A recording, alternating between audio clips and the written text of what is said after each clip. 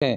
लेकिन मैं इन पिछली सरकारों को यह पूछना चाहता हूं कि ये 60 साल एवरेजमेंट आपने की है, ये तो बहुत ही बड़ा एक गलत तरीका है।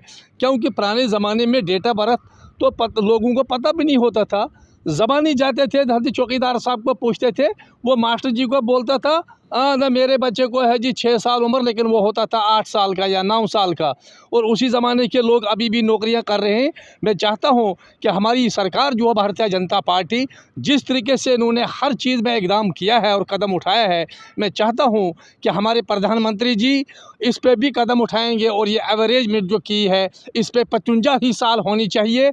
और ये लोग जो रिटायर हो जाएंगे और बाकी बेरोज़गार लोगों को भी रोज़गार कमाने का मौका मिलेगा।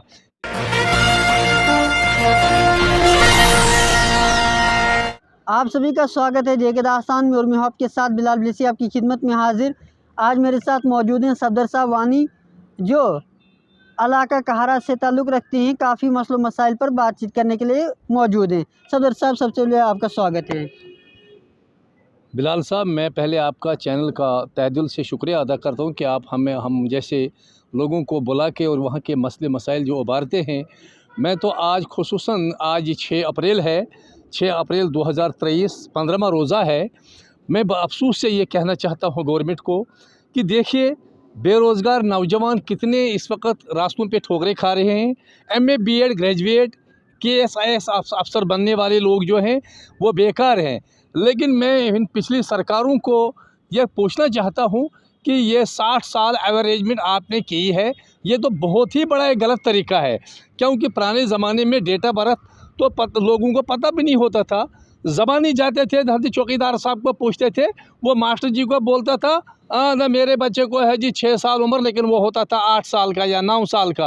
और उसी ज़माने के लोग अभी भी नौकरियां कर रहे हैं।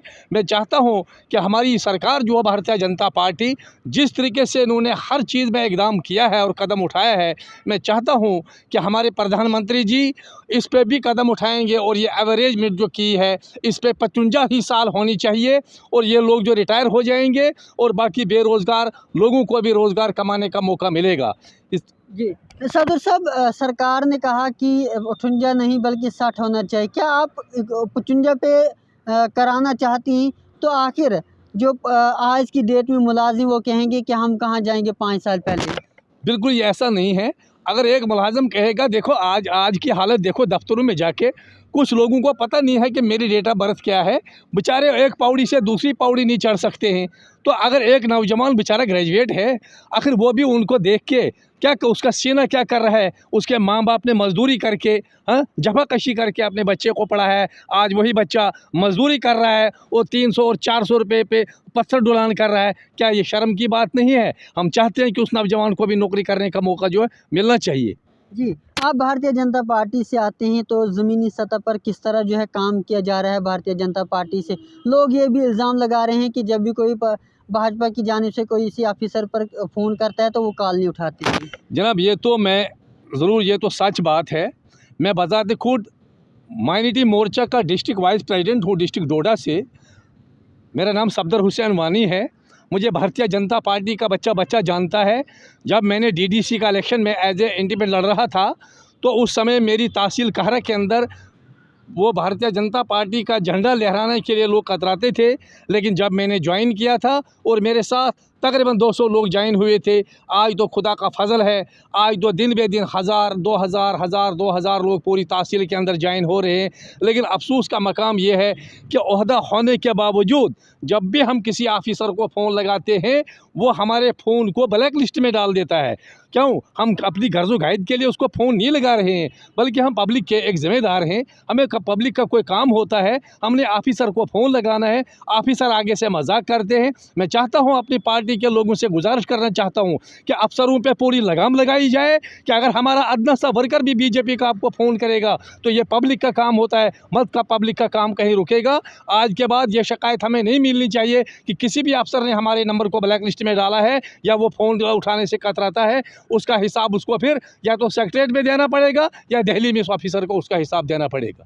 क्यों आखिर वो ऑफिसर जो है फ़ोन कॉल नहीं उठाते हैं? अब चाहे दूसरे लोगों की बात करें या आज के अफसरान की बात करें, वो जो है किसी ने भी फ़ोन करना होता है तो वो जो है 100 बार जब फ़ोन करते हैं बाद में उठाते हैं। क्या मर्ज़ी होती है इनकी फ़ोन न उठाने की? जनाब, इसका मतलब ये है कि पुरानी सरकारों ने इनकी आदतों को ख़राब किया है। अब आहिस्ता आहिस्ता हम इनको पटरी पे ला रहे हैं। हमारे प्रधानमंत्री जी इनको पटरी पे ला रहा है।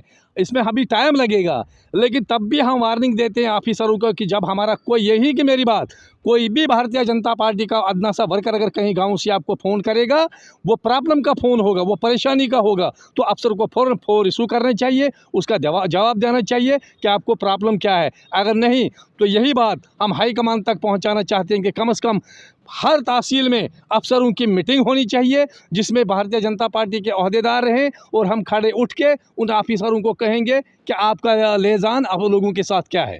जी, सदर साहब, पिछले दिनों हमने देखा था कि आप जो है तरहकल कहीं रोड जो बन रही है, आपने कहा कि शुरुआत हुई है लेकिन अभी इतना अरसा हो गया है, कभी टेंडर बंद हो जाता है, कभी खुलता है, कभी वहाँ पर मशीन आ जाती है, कभी वापस जाती है। क्या वजह है, कब वो रोड कंप्लीट हो जाएगी? जनाब बिलाल साहब, देखो, गवर्नमेंट की इसमें कोई गलती नहीं है।